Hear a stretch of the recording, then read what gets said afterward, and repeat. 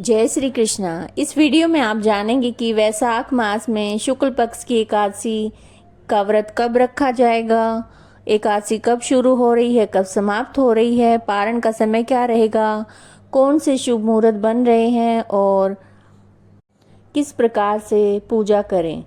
वैशाख मास में आने वाली शुक्ल पक्ष की एकादशी को मोहिनी एकादशी के नाम से जाना जाता है। इस दिन भगवान विष्णु के मोहिनी स्वरूप की पूजा की जाती है।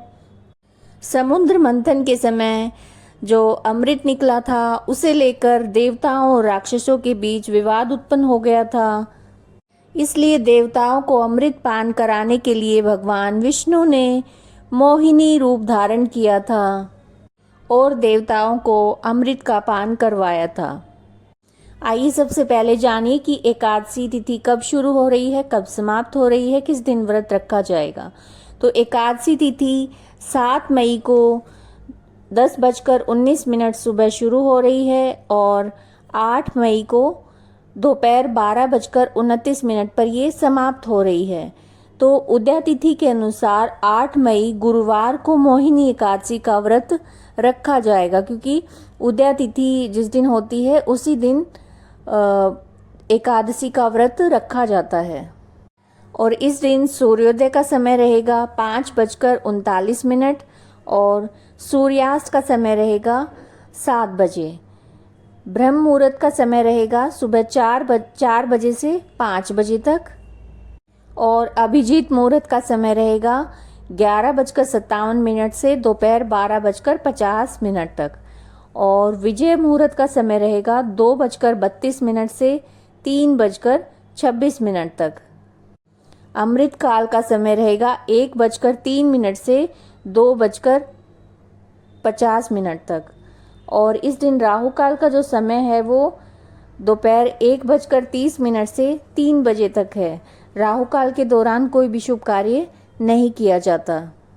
और एकादशी तिथि का जो पारण होता है, यानी जो व्रत खोलते हैं, एकादशी तिथि का पारण द्वादशी तिथि में किया जाता है। तो जो पारण का जो समय रहेगा वो 9 मई को सुबह 5:34 से 8:16 तक का ये समय रहेगा। तो जो द्वादशी तिथि है वो देखिए 8 मई को 12:29 से शुरू होगी और इसकी समाप्ति 9 मई को दोपहर 2:56 शुक्रवार को 9 मई को समाप्ति हो रही है।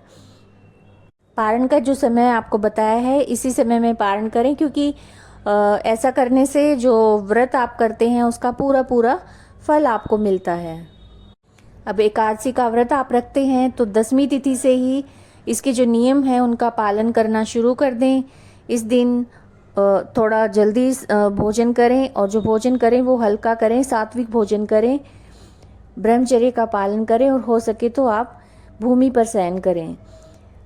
अगले दिन एकादशी के दिन सुबह जल्दी उठें, नित्य कर्मों से निवृत्त होकर साफ सुथरे वस्त्र पहनें और सूर्य भगवान को अर्घ्य दें, व्रत का संकल्प करें।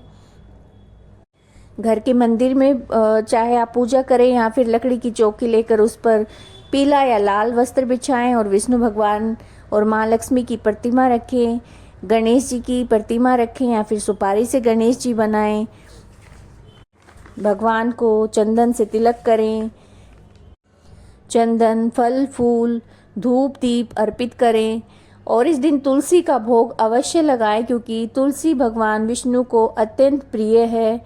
और इस दिन आप तुलसी एकादशी के दिन तुलसी नहीं तोड़ें, एक दिन पहले तोड़ कर रखें तुलसी के पत्ते।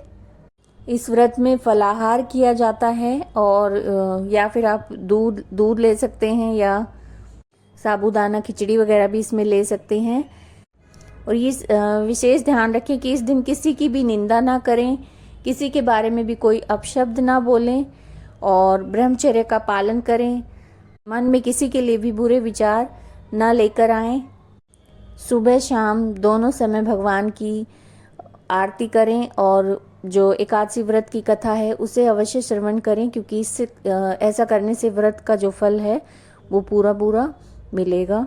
और द्वादशी के दिन सुबह जल्दी उठें, स्नान करके सूर्य भगवान को अर्घ्य दें और ब्राह्मण को भोजन करवाएं, या फिर जो सीधा यानी कि जो कच्चा अन्न, फल सब्जी, ये सब चीज़ें आप पंडित जी को दें और उसके बाद आप भोजन करें। और जो लोग एकादशी व्रत नहीं रखते हैं वो भी हो सके तो इस दिन सात्विक भोजन करें। इस दिन कोई भी तामसिक चीज़ों का प्रयोग बिल्कुल भी ना करें और पूरी विधि विधान से भगवान का पूजन करें। अगर वीडियो उपयोगी लगी है तो लाइक कीजिएगा, शेयर कीजिएगा। जय श्री कृष्ण।